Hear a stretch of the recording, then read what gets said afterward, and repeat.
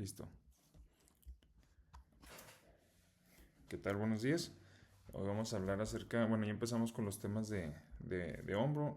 En cuanto a prótesis, nada más vamos a dar un recuerdo anatómico de la anatomía y las funciones de las estructuras del hombro como parte del programa de cirugía articular de la Universidad Autónoma de Chihuahua. Y bueno, como introducción, ¿mandé? Adelante. Perdón. Bueno, como introducción, pues vamos a tener que la articulación del hombro es la articulación con mayor movimiento del cuerpo humano. Esto pues todo debido a la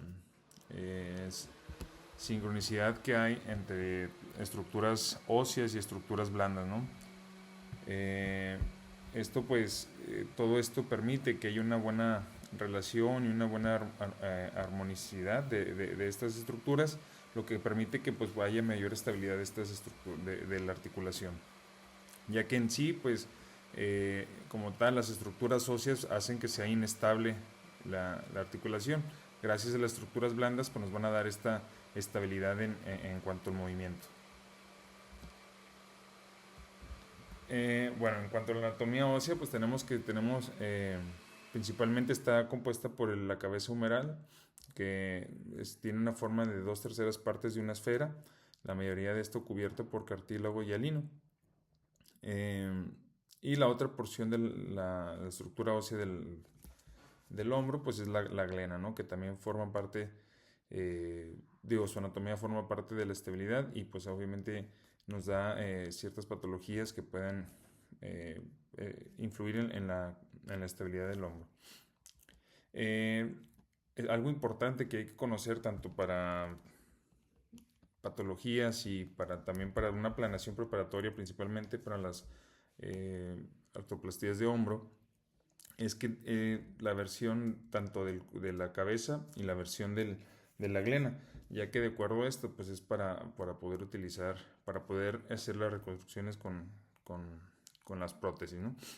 Sabemos que la retroversión humeral puede variar entre 15 a 20 grados de retroversión, y esto se da, aquí en la imagen tenemos cómo se da, bueno, el eje principal que es entre el cóndilo medial y el cóndilo lateral, y la retroversión humeral, ¿no? Entonces, esto es importante conocerla, ya que al momento de hacer la artroplastía, pues tenemos que tener siempre esta referencia anatómica para poder colocar bien los componentes, ¿no? Eh, También tenemos que el cuello anatómico como tal del, de la cabeza humeral, pues sirve como referencia para hacer la osteotomía, principalmente en la artroplastía de hombro.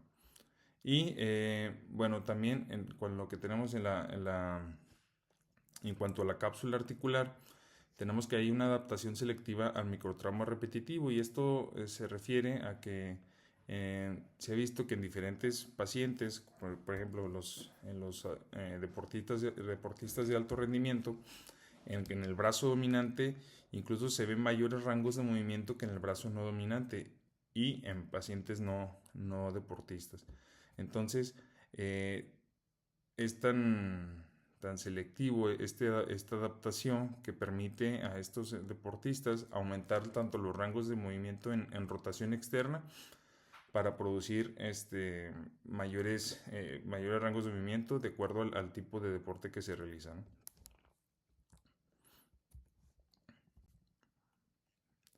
Y bueno, algo también en cuanto a las estructuras óseas, pues tenemos la corredera bicipital, que es una porción de donde pasa la cabeza larga del húmero, perdón, del bíceps, perdón.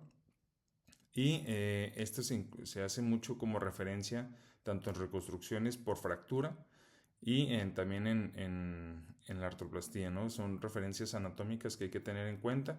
Menciona que un largo promedio de la corredera bicipital puede ser de 8.1 centímetros, y pues tener en cuenta que pues por ahí ahorita vamos a ver, pues pasa el tendón de la cabeza larga del bíceps, ¿no?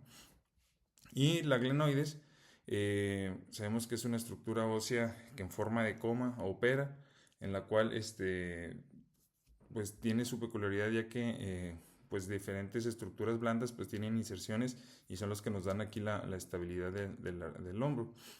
Tiene la versión glenoidea, tenemos que es una anteversión entre 0 a 7 grados. Y esta misma versión influye en la estabilidad del hombro, ¿no? Se ha visto que variaciones en esta versión pues puede alterar la estabilidad.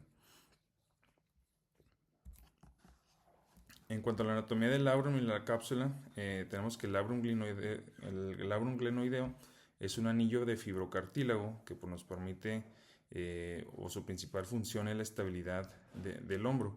Hay diferentes morfologías y se ha visto que tiene diferentes pues sí, variaciones anatómicas del labrum y todas estas pues pueden alterar la estabilidad, ¿no? La estabilidad principalmente en la porción anterosuperior del labrum.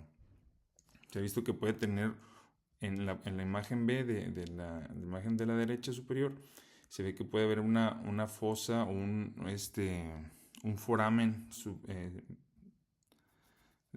sublabral, se llama un foramen sublabral que puede producir como un espacio entre la glena y el labrum, ¿no?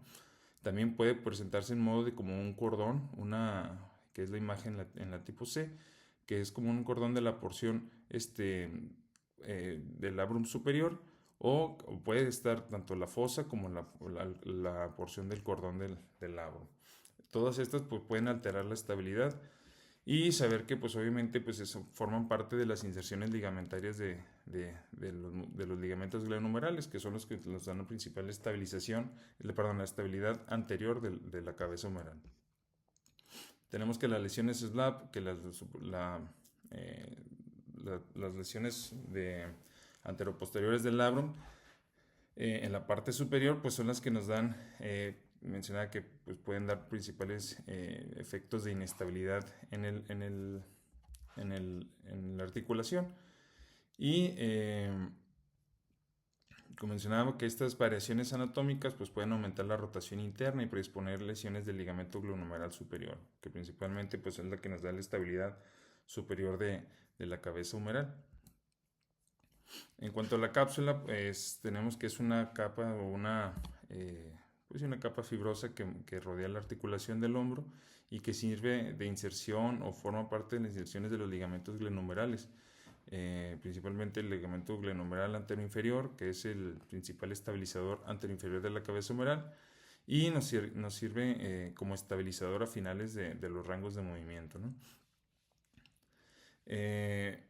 Principalmente tenemos los ligamentos glenohumerales, que es el anteroinferior, que es pues principalmente las lesiones de Bankart, y el glenohumeral medio y el glenohumeral superior. En cuanto a la anatomía muscular y tendinosa, pues tenemos que principalmente el manguito rotador es el que es el principal estabilizador dinámico del hombro. Pues en conjunto es un conjunto de 4 tendones, el músculo supraespinoso, infraespinoso, subescapular y el redondo menor, que estos en conjunto pues nos van a dar esta porción o esta forma de manguito y nos van a dar esta estabilización o estabilidad dinámica al momento de la abducción, forman como una contracción que permiten que la cabeza tenga contacto con la glena, principalmente a los finales de rangos de movimiento de la abducción, ¿no? Ya que si no se presentaba o si no estuviera el manguito, pues así se haría que se forme como que se eleve la cabeza humeral y pues salga de la glena. Entonces, ese principal, mecanismo, mecanismo de estabilizador dinámico se le llama concavity compression, que es lo que hace que mantenga la cabeza humeral en superficie de contacto con la glena, ¿no? En cuanto al músculo supraespinoso, tenemos que se origina en la parte o en la fosa supraespinosa de la escápula y se va y se inserta hasta la tuberosidad mayor, en su porción más superior, ¿no? Sabemos que, tiene una porción, nos dice que en la porción anterior es más tendinosa que la porción o los 2/3 posteriores del músculo, y su inserción en la tuberosidad mayor tiene una forma como triangular, que puede medir de ancho de 6.9 milímetros y de largo o el ancho anteroposterior puede ser de 12.6 milímetros.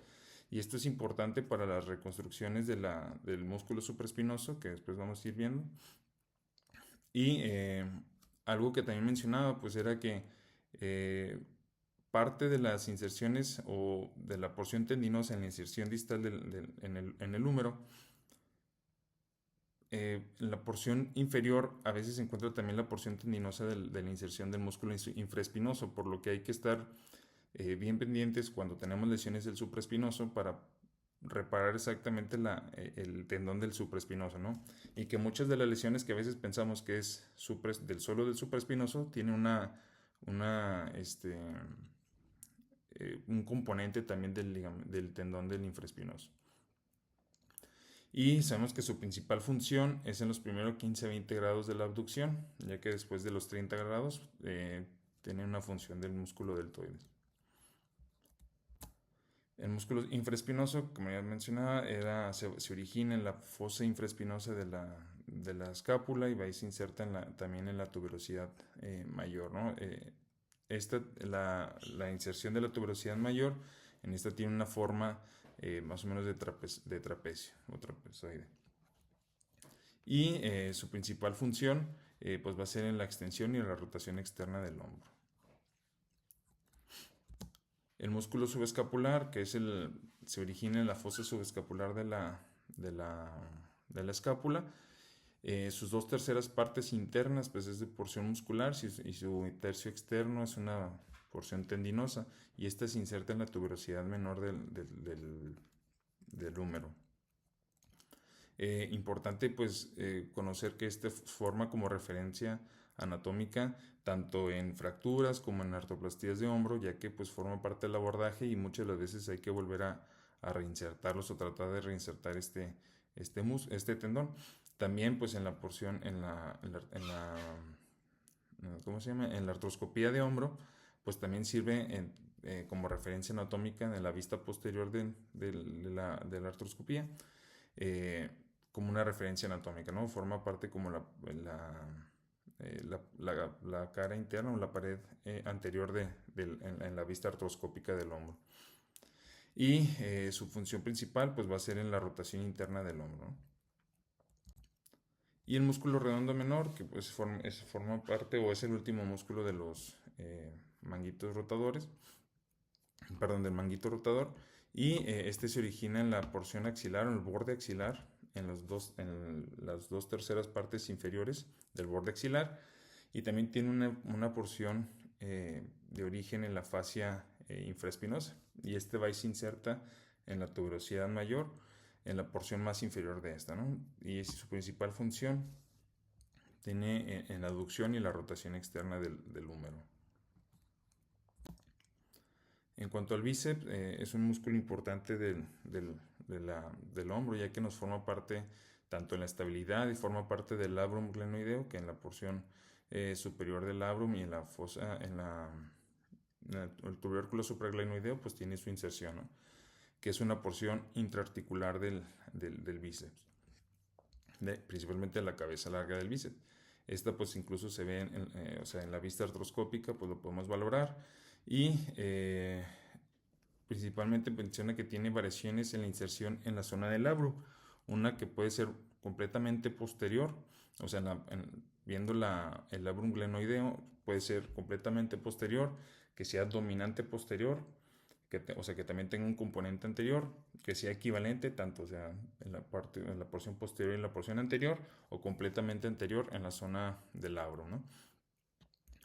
Y el tendón como tal, en la porción intraarticular, puede mencionar que tiene un diámetro de 5 a 6 milímetros y puede ser un largo de hasta 9 centímetros.